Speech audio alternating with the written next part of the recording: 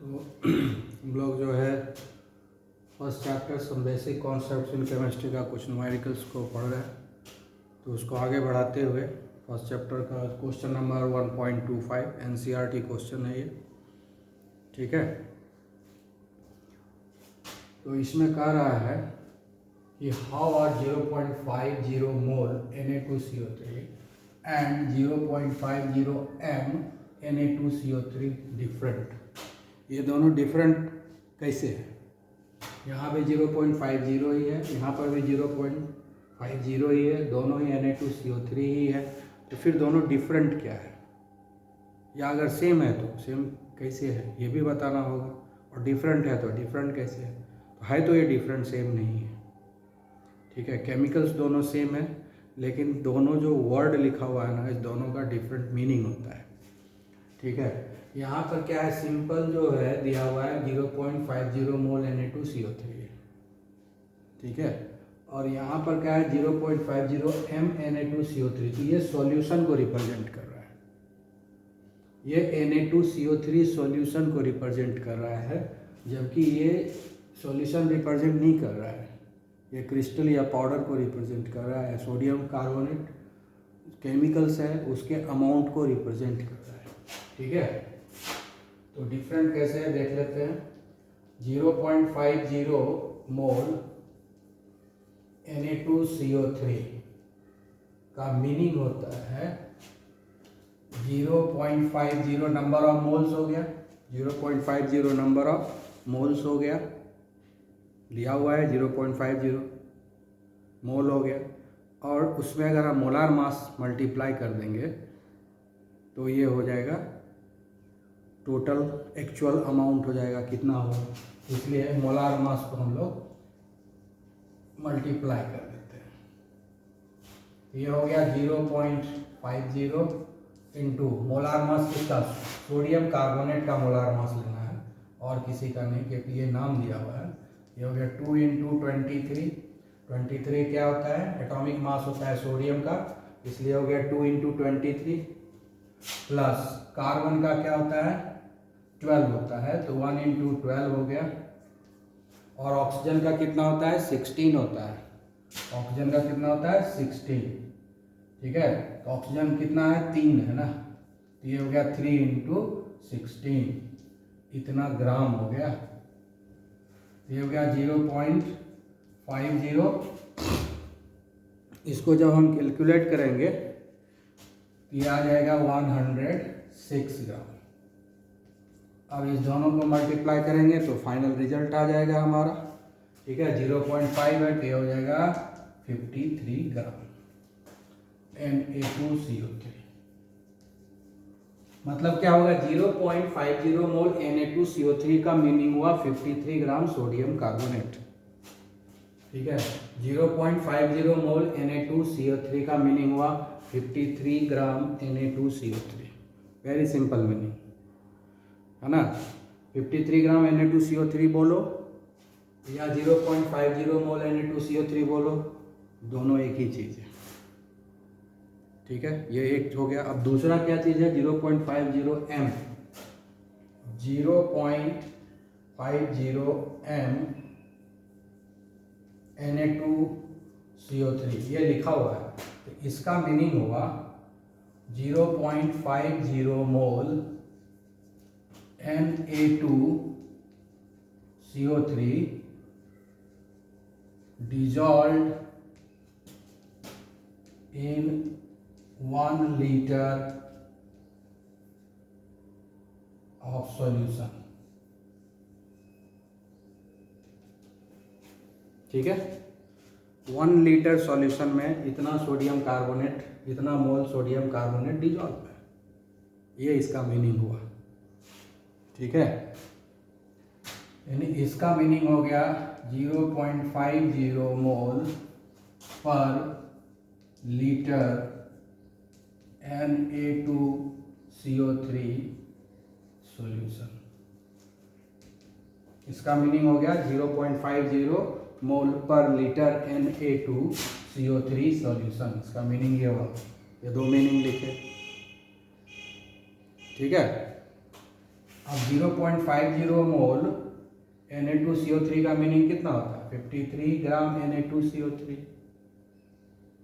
53 ग्राम Na2CO3। तो इसका मीनिंग क्या होगा? अब यहाँ हम कैलकुलेट नहीं करते हैं, इसके बदले डायरेक्ट हम ये लिख देते हैं कि हो गया 53 ग्राम Na2CO3 पर लीटर ऑफ सॉल्यूशन। जो सॉल्यूशन है, अगर 1 लीटर सॉल्यूशन लेंगे सोडियम कार्बोनेट का, तो उसमें इतना ग्राम सोडियम कार्बोनेट डिजॉल्व है ना। इसका मीनिंग क्या हो गया? 53 ग्राम Na2CO3 is dissolved in 1 liter of solution। 1 litre solution में इतना ग्राम Na2CO3 डिजॉल्व है। तो दोनों का मीनिंग डिफरेंट हुआ। ये सिंपल इतना ग्राम Na2CO3 हुआ, इसमें इतना ग्राम Na2CO3 पानी में घुला हुआ है।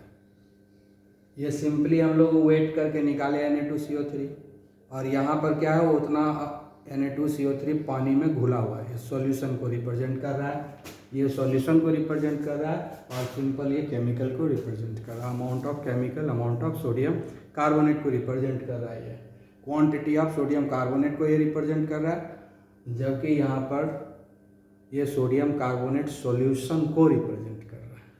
ठीक है, तो यही डिफरेंस है इस दोनों में। ओके, अब ये नेक्स्ट क्वेश्चन है, इसमें क्या कर रहा है? If 10 volumes of dihydrogen gas reacts with 5 volume of dioxygen gas, how many volumes of water vapour could be produced. मतलब हाइड्रोजन और ऑक्सीजन के बीच में रिएक्शन कराना है, ठीक है, तो कितना जो है वाटर वेपर प्रोड्यूस होगा, ये निकालना है। सबसे पहले हम लोग लिखते हैं इक्वेशन। तो इक्वेशन हम लोग सबसे पहले, ये हो गया डाइहाइड्रोजन, ये हो गया डाइऑक्सीजन, और ये दोनों जब रिएक्ट करता है तो बनता है वाटर, H2O। ठीक है, अब इसको हम लोग केमिकल, ये गैसियस फॉर्म में है, ये भी गैसियस फॉर्म में है, ये भी गैसियस फॉर्म में। दोनों के बीच में कब रिएक्ट करता है? जब इलेक्ट्रिक स्पार्क होता है। इलेक्ट्रिक स्पार्क जब होता है, इलेक्ट्रिक स्पार्क, देखो तार ऐसे सटता है तो चिंगारी फेंकता है, उसी को बोलते हैं इलेक्ट्रिक स्पार्क। उसी तरह का स्पार्किंग हाइड्रोजन और ऑक्सीजन के को एक सिलेंडर में बंद कर देंगे और उसमें स्पार्किंग करा देंगे, तो दोनों के बीच में रिएक्शन होगा। ठीक है, हाइड्रोजन और ऑक्सीजन दोनों को एक ही सिलेंडर में पैक कर देंगे और उसके अंदर जो है स्पार्किंग का अरेंजमेंट कर देंगे, और स्पार्किंग होते रहेगा, रिएक्शन कंटिन्यू होगा। ठीक है, तो इस तरीके से जो है वाटर हम लोग बना सकते हैं।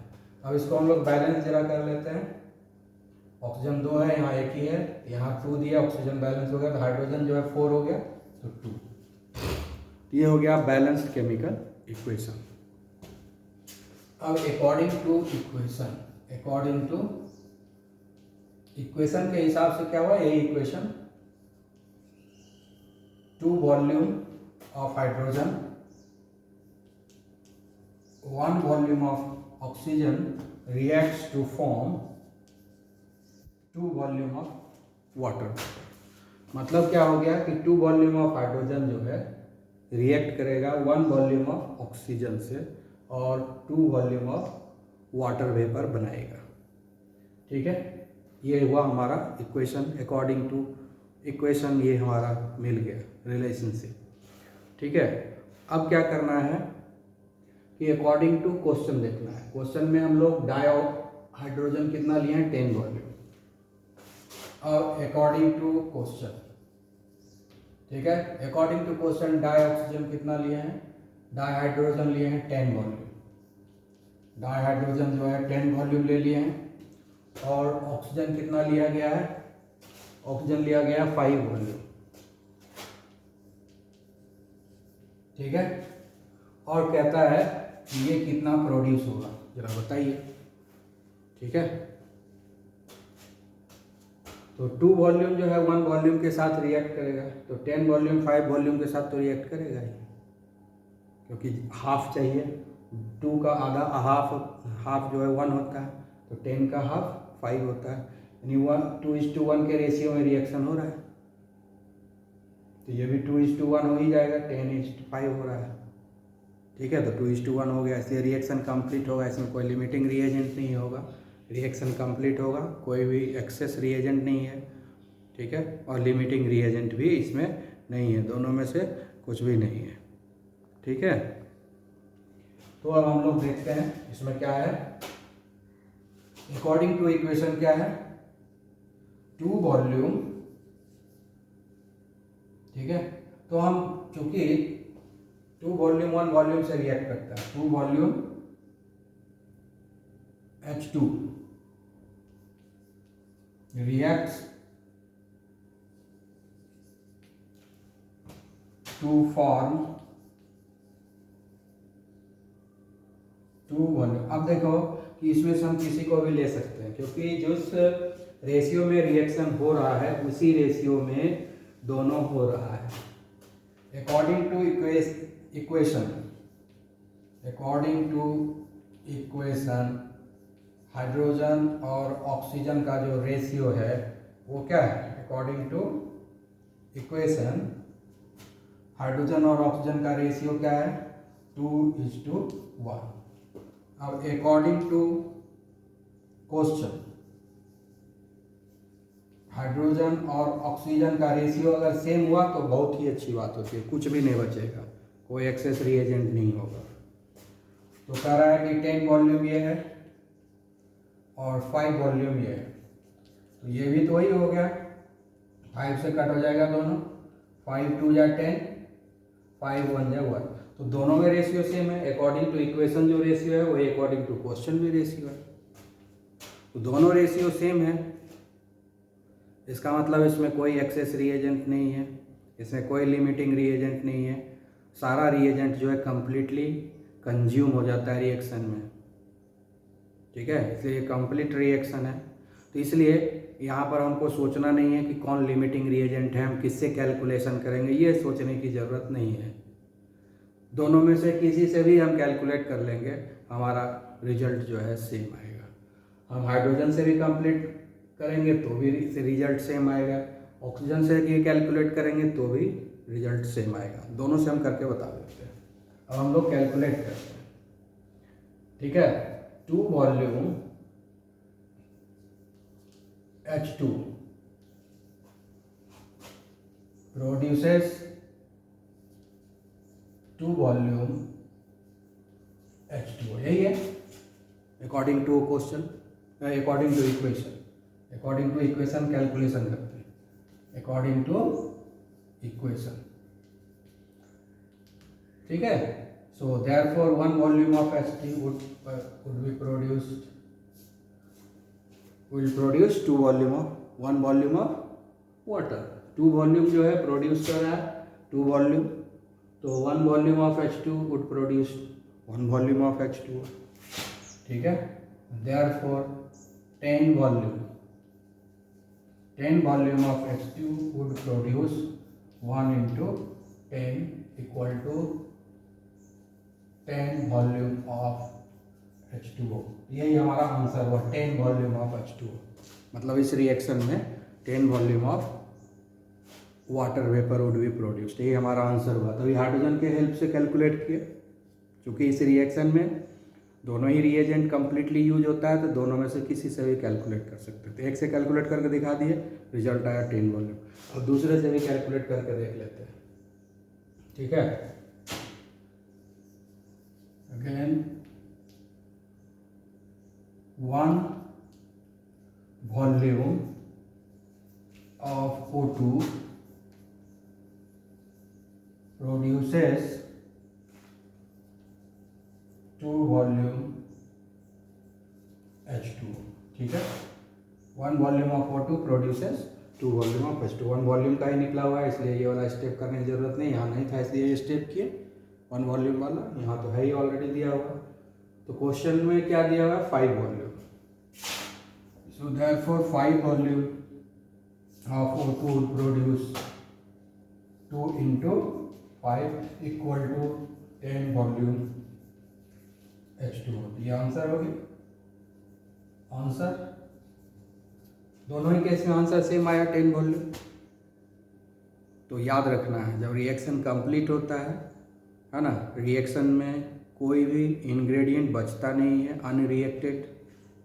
तो अनरिएक्टेड रिएजेंट भी नहीं है यहाँ पर, एक्सेस रिएजेंट भी नहीं है, लिमिटिंग रिएजेंट भी नहीं है। अगर लिमिटिंग रिएजेंट रहता तो सिर्फ लिमिटिंग रिएजेंट से कैलकुलेट करते हैं कि कौन सा चीज़ कितना प्रोड्यूस हुआ और कितना खर्च हुआ।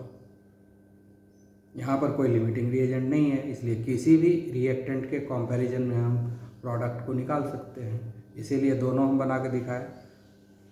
दोनों बनाना ज़रूरी नहीं है, हम सिर्फ बताने के लिए दोनों बताए।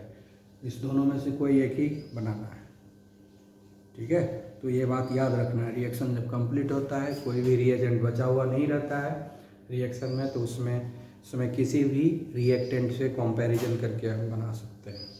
हाँ, जब लिमिटिंग रिएजेंट आ जाएगा तो हम कैलकुलेशन हमेशा लिमिटिंग रिएजेंट से ही करेंगे, दूसरे से नहीं करेंगे। याद रखना है इस बात को, ओके। अब ये क्वेश्चन है कि which of the following will have largest number of atoms. 4 जो है एलिमेंट्स दिया हुआ है, gold, sodium, lithium, chlorine. 4 element दिया हुआ है, चारों ही एलिमेंट 1-1 ग्राम लिया गया है। चारों ही एलिमेंट को 1-1 ग्राम लिया गया, तो सबका क्वांटिटी सेम है। इन टर्म्स ऑफ मास सबका क्वांटिटी सेम है, सारे के सारे 1 ग्राम ही है। 1 ग्राम गोल्ड, 1 ग्राम सोडियम, 1 ग्राम लिथियम, 1 ग्राम क्लोरीन, ठीक है। ये सब एटॉमिक फॉर्म में है और ये मॉलिक्यूलर फॉर्म में है, क्योंकि ये सब मेटल है तो मेटल सब एटॉमिक फॉर्म में, मोनो एटॉमिक रहता है तो एटॉमिक फॉर्म में ही रहता है, इसलिए उसको लिखा गया। और क्लोरीन क्या है, गैस है, वो डायटॉमिक फॉर्म में रहता है, ठीक है। तो क्लोरीन जो है Cl के जैसा एग्जिस्ट नहीं करता है, क्लोरीन Cl2 के रूप में एग्जिस्ट करता है, इसलिए Cl2 लिखा गया, तो मॉलिक्यूल है। और लिथियम ये सब जो है मेटल है, तो मेटल जो है मोनो एटॉमिक के रूप में एग्जिस्ट करता है, मोनो एटॉमिक मॉलिक्यूल, इसलिए एक ही एटम दिया गया है, ठीक है। तो और सबका मास सेम दिया गया है। अब एक्चुअल नंबर ऑफ एटम्स पता करना है, ठीक है ना, क्योंकि जो सिंबल होता है वो 1 मोल को रिप्रेजेंट करता है। कोई भी सिंबल जो है 1 मोल को रिप्रेजेंट करता है। जैसे AU है, ये 1 मोल को रिप्रेजेंट कर रहा है, ये भी 1 मोल को, ये भी 1 मोल को, और ये भी 1 मोल को। तो सारे के सारे 1 मोल को रिप्रेजेंट कर रहा है, क्योंकि सिंबल एंड फॉर्मूला हमेशा 1 मोल को रिप्रेजेंट करता है। ये बात याद रखना है। तो सबसे पहले इसको कैलकुलेट करते हैं। 1 ग्राम गोल्ड, ठीक है, 1 ग्राम गोल्ड है, 1 ग्राम गोल्ड है, तो कितना मोल होगा ये हमको पता कर लेना है। क्योंकि ये 1 ग्राम ही है तो 1 मोल तो नहीं है, 1 मोल से कम है, इसलिए हमको पता कर लेना है कि ये कितना मोल है। तो गोल्ड का जो एटॉमिक मास होता है वो 197 होता है। गोल्ड का एटॉमिक मास कितना होता है, 197, ठीक है। तो नंबर ऑफ मोल्स कैसे निकालते हैं, एक्चुअल मास को मोलार मास से डिवाइड करते हैं। एक्चुअल मास को मोलार मास से डिवाइड करते हैं। मोलार मास मतलब एटॉमिक मास हो गया या मॉलिक्यूलर मास हो गया। तो जो एटॉमिक फॉर्म में दिया हुआ है तो उसको एटॉमिक मास से डिवाइड करेंगे, जो मॉलिक्यूलर फॉर्म में दिया हुआ है तो उसको हम मॉलिक्यूलर मास से डिवाइड करेंगे। तो यहाँ गोल्ड एटॉमिक फॉर्म में दिया हुआ है तो हम उसलिए एटॉमिक मास से डिवाइड कर देंगे एक्चुअल मास को। तो एक्चुअल मास कितना है, 1 ग्राम, ठीक है। गोल्ड का एक्चुअल मास 1 ग्राम है, और उसका एटॉमिक मास जो होता है जिसको हम मोलार मास बोलते हैं वो कितना है, 197 है, इसलिए 197 से डिवाइड कर देंगे। ये हो गया 1/197 मोल गोल्ड, ठीक है। कितना मोल हो गया गोल्ड, कितना ग्राम गोल्ड था, अब हो गया 1/197। ये एक्चुअल मास हुआ। एक्चुअल मास को हम डिवाइड किए एटॉमिक मास से, तो नंबर ऑफ मोल्स मिल गया। अब मोल को नंबर ऑफ एटम में कन्वर्ट करते हैं। ये हो जाएगा 1/197। 1 मोल में कितना एटम होता है, 6.022 इंटू 10⁻23 AU एटम। इतना एटम है इसमें 1/197। 197 से 1 को जब आप डिवाइड करेंगे तो आपका रिजल्ट कुछ और आएगा। ठीक है, इसको जब कैलकुलेट करेंगे तो इसका रिजल्ट आ जाएगा। ठीक है, 1 को हम 197 से डिवाइड कर देंगे। ठीक है, डिवाइड करने के बाद कैलकुलेट करेंगे तो फाइनली आ जाएगा हमारे पास कितना आ रहा है 3.05 इंटू 10⁻21 AU एटम। ठीक है, 21 कैसे आया, क्योंकि इसका डेसिमल को हम लोग चेंज किया, 21 रह गया, यानी 2 जीरो इसका यूज हो गया, इसमें मल्टीप्लाई हो गया, ताकि 3 पॉइंट नहीं तो क्या होता अगर हम 23 देंगे यहाँ पर। ठीक है, तो पॉइंट को इधर खिसकाना होगा। ठीक है, जैसे कितना आएगा 0 0, ये आएगा एक्चुअली। ठीक है, ये आएगा, ये जो है आएगा। ठीक है, नहीं ये नहीं, ये आएगा 0.03055 इंटू 10⁻23। ठीक है, अब हम क्या करेंगे, साइंटिफिक करना है इसको, तो हम इधर 100 से मल्टीप्लाई 100 से डिवाइड कर देंगे। ठीक है, तो 03 1 को 197 से डिवाइड करेंगे तो इतना आएगा 055 इंटू 10⁻23। ठीक है, तो हम लोग जो है तो इसको हम लोग साइंटिफिक नोटेशन में कर देते हैं। तो क्या करेंगे, हम इसको 100 से डिवाइड करेंगे या गुना करेंगे, तो इसमें हम जो है 100 से मल्टीप्लाई करेंगे और इसमें 100 से डिवाइड कर देंगे। तो इसमें हम 100 से मल्टीप्लाई कर दिए और फिर इसको हम 100 से डिवाइड कर देंगे, तो क्या हो जाएगा ये 3.055 इंटू इसका इधर गुना हो गया और ये डिवाइड हो जाएगा तो इसका 2 निकल जाएगा तो बचेगा 21। तो ये हो गया हमारा कैलकुलेशन। इस तरीके से हम लोग कैलकुलेट करते हैं। ठीक है, अब दूसरे का भी कैलकुलेशन कर लेते हैं। दूसरा क्या है, 1 ग्राम सोडियम। ठीक है, इसका भी नंबर ऑफ मोल्स निकाल लेंगे। तो एक्चुअल मास कितना है 1 है, एक्चुअल मास कितना है 1 है, और सोडियम का जो एटॉमिक मास होता है, सोडियम का जो एटॉमिक मास होता है वो 23 होता है। सोडियम का जो एटॉमिक मास होता है वो कितना होता है 23 होता है। तो 23 से डिवाइड कर दिए तो नंबर ऑफ मोल्स मिल गया, ये हो जाएगा 1/23 मोल सोडियम। ठीक है, अब ये हो जाएगा 1/23 इंटू 6.022 इंटू 10⁻23 सोडियम एटम। ठीक है, क्लियर। अब 1 को हम 23 से डिवाइड कर देंगे तो कितना आएगा। ठीक है, 1 को जब हम 23 से डिवाइड करेंगे तो आएगा 0.2617। ठीक है,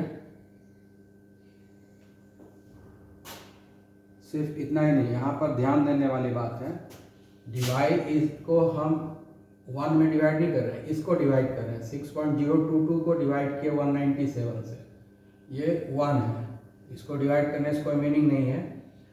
तो 6.022 को डिवाइड किए 197 से तो इतना आया। उसी तरह से 6.022 को हम डिवाइड करेंगे 23 से, 6.022 को डिवाइड करेंगे 23 से तो आएगा 0.2617 इंटू 10⁻23 सोडियम एटम। तो इसको साइंटिफिक करना है तो लिखेंगे 2.617 इंटू 10⁻22 सोडियम एटम। ये साइंटिफिक में कन्वर्ट हो गया। ठीक है, तो इस तरीके से हम लोग साइंटिफिक नोटेशन में कन्वर्ट करते हैं, ये ध्यान देना है। उसके बाद बच गया हमारा सोडियम हो गया, अब लिथियम। ठीक है, तीसरा आएगा हमारा लिथियम, 1 ग्राम लिथियम। ठीक है, तो 1 ग्राम लिथियम है, तो लिथियम के एटॉमिक मास से जब डिवाइड करेंगे एक्चुअल मास को तो वो नंबर ऑफ मोल्स पता चलेगा। ठीक है, तो लिथियम का एटॉमिक मास कितना होता है? 7 होता है। लिथियम का एटॉमिक मास कितना होता है? 7 होता है। ये हो जाएगा 1/7 मोल लिथियम।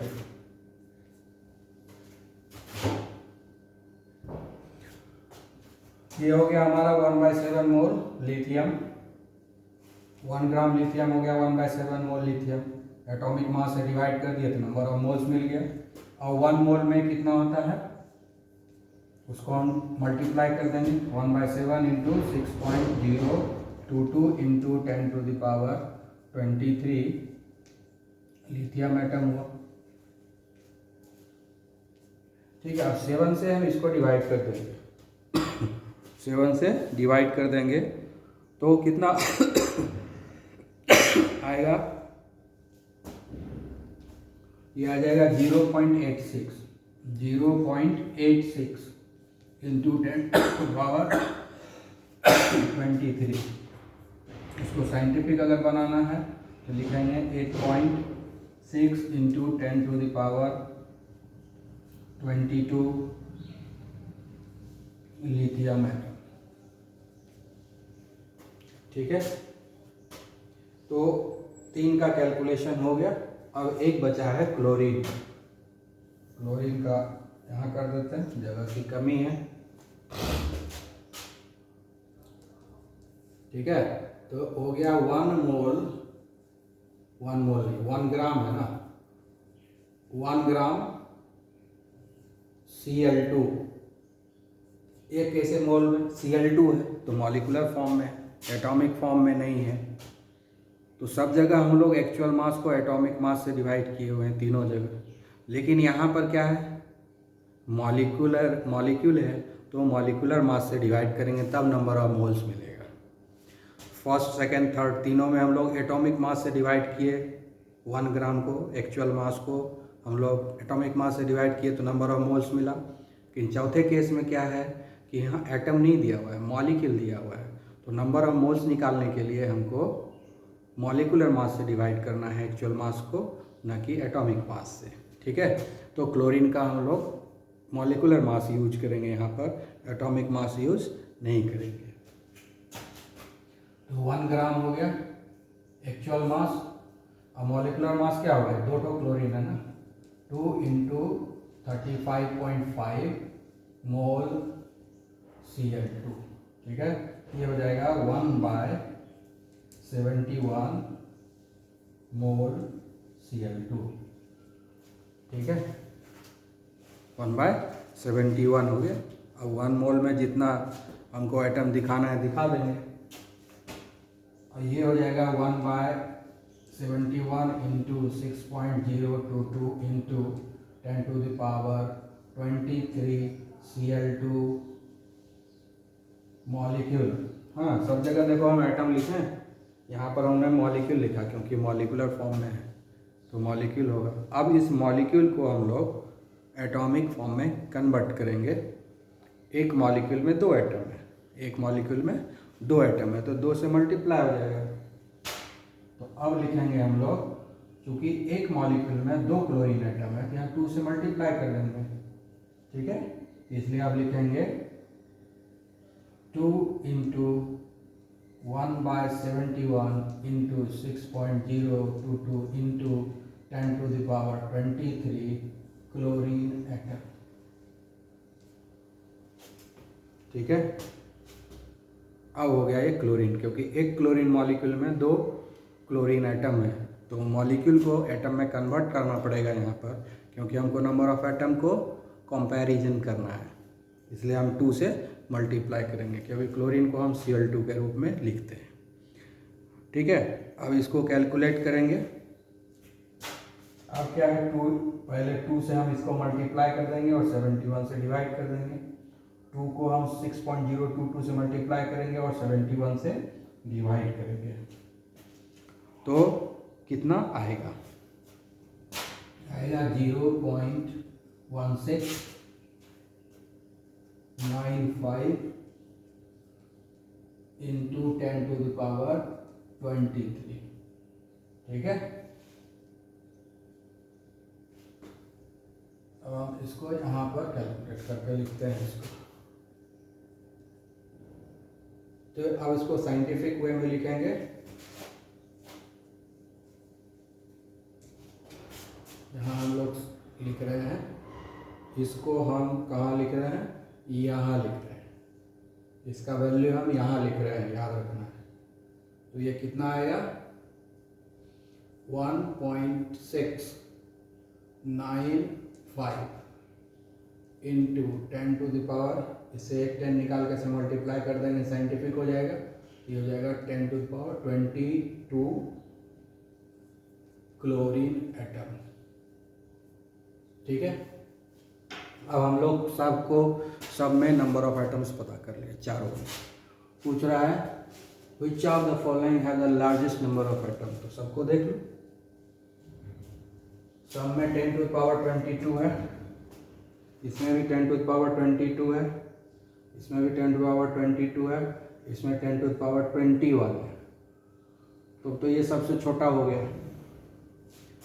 क्योंकि वो 10⁻21 है इसमें, है ना, ये छोटा हो गया। बाकी सब में 10⁻22 है, तो इसी में कंपेरेज कोई बड़ा होगा, क्योंकि ये तो सबसे छोटा हो गया, क्योंकि इसमें 10⁻21 है, क्योंकि सब साइंटिफिक वे में है, लेकिन पावर सब में क्या है? 10⁻21। सब साइंटिफिक वे में लिखा है 3 पॉइंट समथिंग है, 2 पॉइंट समथिंग है, 8 पॉइंट समथिंग है, और ये 1 पॉइंट समथिंग है। सब साइंटिफिक में मेजरमेंट में लिखा हुआ है, यानी एक डिजिट के बाद डेसिमल दिया हुआ है, तो सब सेम फॉर्मेट में है। तो कंपैरिजन करना होगा, सबको सेम फॉर्मेट में रखना है, तो सबको सेम फॉर्मेट में रख दिए। तो सेम साइंटिफिक फॉर्मेट में रखने के बाद हमको क्या पता चला कि एक में 10⁻21 है, बाकी में 10⁻22 है। 10⁻22, 10⁻22 और 10⁻22। तो 10⁻21 जिसमें ये सबसे छोटा हो गया, तो ये तो छट गया, ये लार्जेस्ट नहीं होगा। अब बाकी जो 3 बचा है उसमें देखेंगे कौन लार्जेस्ट है। अब तीनों में तो पावर सेम है, 10⁻22, 10⁻22, 10⁻22, तो पावर के टर्म में तो तीनों सेम है, यानी उससे जो मल्टीप्लाई किया हुआ है, जो फैक्टर मल्टीप्लाई किया हुआ है, वो जिसका सबसे बड़ा होगा वही सबसे बड़ा होगा।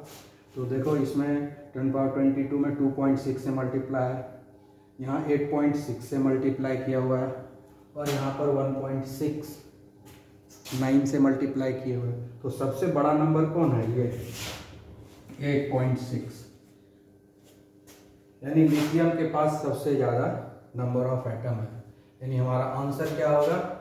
लिथियम। ये होगा answer, this is your answer. Lithium will have the largest number of atom. कौन है सबसे ज़्यादा नंबर ऑफ एटम? किसके पास है? लिथियम के पास है। यहाँ पर सारे के सारे 1 ग्राम ही है, लेकिन जब नंबर ऑफ एटम्स कैलकुलेट किए तो सबसे ज़्यादा नंबर ऑफ एटम किसके पास है? लिथियम के पास। 8.6 इंटू 10⁻22 सबसे ज़्यादा। ठीक है, तो इस तरह से हम लोग कंपैरिजन करेंगे कि इसके पास नंबर ऑफ एटम कम है या ज़्यादा है। ठीक है, ओके।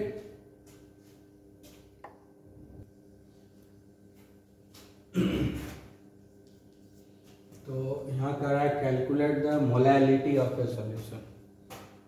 यहाँ पर कैलकुलेट क्या करना है? मोलैलिटी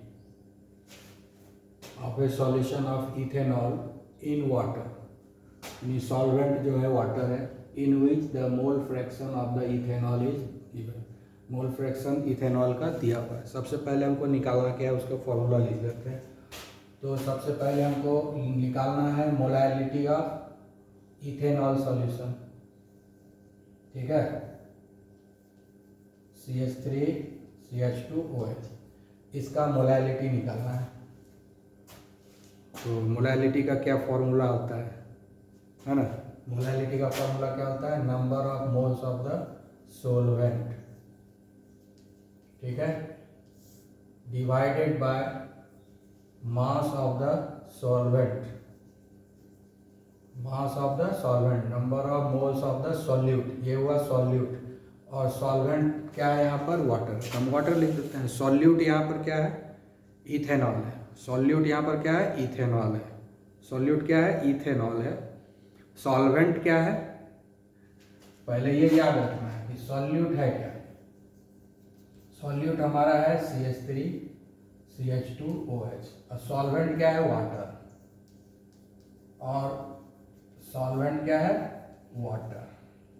ये चीज पहले हमको याद कर लेना है। इथेनॉल जो है सॉल्यूट है, वाटर में मिक्स किया गया, सॉल्यूशन, इथेनॉल सॉल्यूशन है, इथेनॉल को हम लोग वाटर में मिक्स किए हैं, और उसी सॉल्यूशन का मोलैलिटी निकालना है, और उस सॉल्यूशन का इंग्रेडिएंट का मोल फ्रैक्शन दिया हुआ है, ठीक है। तो मोलैलिटी निकालना है, तो मोलैलिटी का फॉर्मूला क्या होता है, number of moles of the solute divided by mass of the solvent in KG.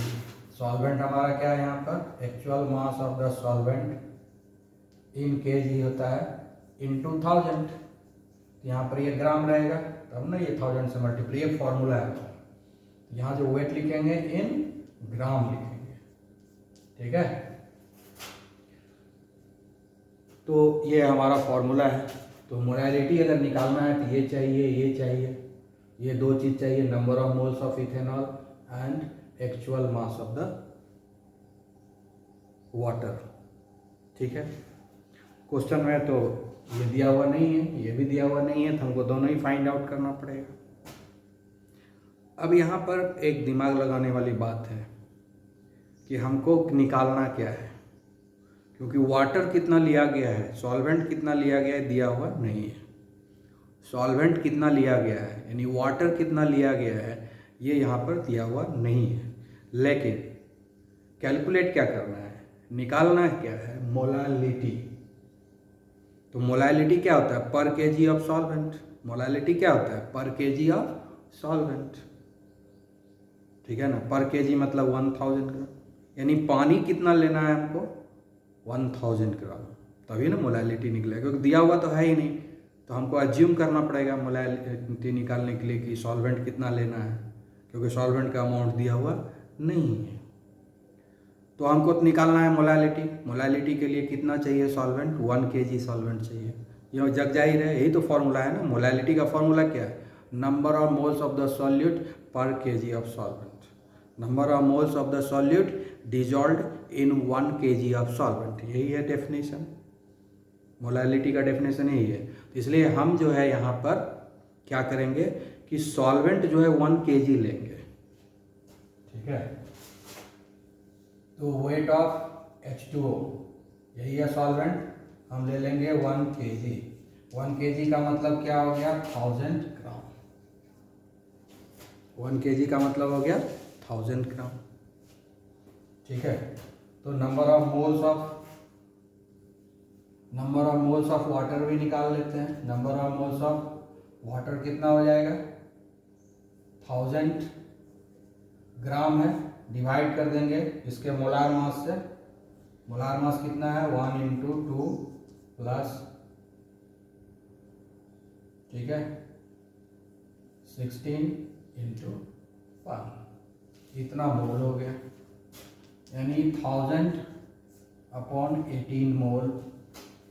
इसका मतलब हो गया ये 55.55, यानी number of moles of water कितना है, number of moles of solvent कितना है, ये हो गया। ये क्या हुआ हमारा, सॉल्वेंट। वाटर क्या है, सॉल्वेंट है, ठीक है। ये तो हमको पता चल गया। अब क्वेश्चन में क्या दिया हुआ है, क्वेश्चन में दिया हुआ है मोल फ्रैक्शन ऑफ द इथेनॉल, ठीक है। मोल फ्रैक्शन ऑफ इथेनॉल दिया हुआ है। तो मोल फ्रैक्शन ऑफ इथेनॉल का फॉर्मूला क्या होगा, ठीक है, number of moles of ethanol by number of moles of ethanol plus number of moles of water. Ethanol क्या है? सॉल्यूट है, तो number of moles of solute निकालेंगे। Mole fraction of the solute अगर निकालेंगे तो उसका फॉर्मूला क्या होगा? Number of moles of the solute divided by number of moles of the solution, जिसमें कि सॉल्यूट और सॉल्वेंट दोनों आएगा। ये हो गया solute, number of moles of the solute, ये हो गया number of moles of the solvent. ठीक है, यही फॉर्मूला होता है ना। अब इसी फॉर्मूला में हम बिठा देंगे जो जो चीज़ आया हुआ है। ये दिया हुआ है क्वेश्चन में, ये जो है दिया हुआ है क्वेश्चन में, कितना दिया हुआ है? 0.040, ये क्वेश्चन में दिया हुआ है। ठीक है, ये दिया हुआ नहीं है तो निकल जाएगा। ये तो हम निकाल चुके हैं।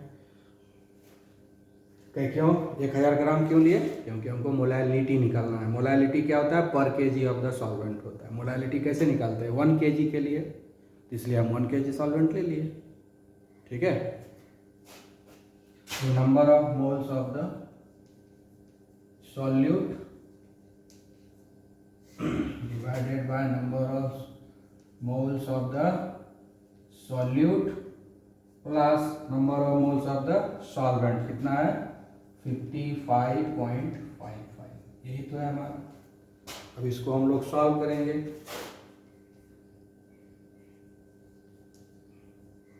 Know that. ठीक है, ये जो है आके इसमें मल्टीप्लाई हो जाएगा। 0.040 into number of moles of CH2OH plus T5.55 equal to number of moles of H2OH। ठीक है, अब इस दोनों को एक तरफ कर देंगे, उधर कर देंगे। अब जो है यहाँ जगह नहीं है तो थोड़ा हम लोग कैलकुलेशन यहाँ करेंगे। ठीक है, अब कैलकुलेशन करेंगे। ये है, ये 1 है, इसको उठा के उधर ले जाएंगे। अब आ जाएगा 0.040 n CH3CH2OH plus 0.040 into 55.55 equal to number of moles of CH3CH2OH। ठीक है, इसको इधर ही रहने देते हैं। 0.040 into 55.55 equal to n CH3CH2OH minus 0.040 n CH3CH2OH। 0.040 into 55.55। अब इन दोनों को सब्ट्रैक्शन होगा, हो जाएगा 1 minus 0.040 number of moles of CH3CH2OH। ये यहाँ भी है, कॉमन हो गया दोनों में। 0.040 इंटू 55.55 इक्वल टू, अभी सब्ट्रैक्शन निकालें कितना आ गया? 0.060 और मोल्स ऑफ CH3CH2OH। ठीक है, यही कैलकुलेशन हो रहा है ना, हमको यही तो निकालना है, यही निकल रहा है। जगह की कमी है, यहाँ पर भी हम इसको मिटाते हैं। अब हो गया number of moles of CH3CH2OH equal to 0.040 into 55.55 by 0.060। इसी को हम लोग अब कैलकुलेट करेंगे तो हमारा जो है फाइनल आंसर आएगा। ठीक है, तो इसको जब हम लोग कैलकुलेट करेंगे फाइनली, ठीक है, तो ये आ जाएगा 2.314 मोल।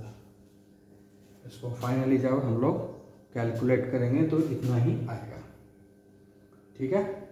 तो अब नंबर ऑफ मोल्स ऑफ ये मिल गया, ये हम ज़रूरत थी वो यहाँ मिल गया, इसकी ज़रूरत थी जो यहाँ पर है, तो अब हम लोग जो है वैल्यू पुट करके निकाल लेते हैं, ठीक है।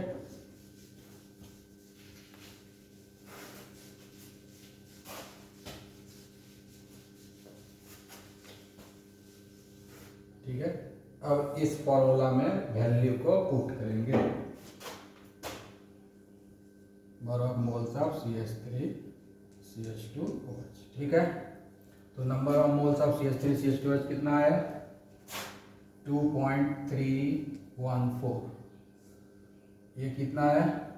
1000, और यहाँ 1000 कट गया, ये आंसर क्या हो गया? 2.314 मोल पर kg या 2.314 m मोलालिटी है। यही हमारा आंसर हो गया, ठीक है। यही दोनों हमारा आंसर है, ठीक है। तो इस तरीके से जो है आप लोग बनाएंगे।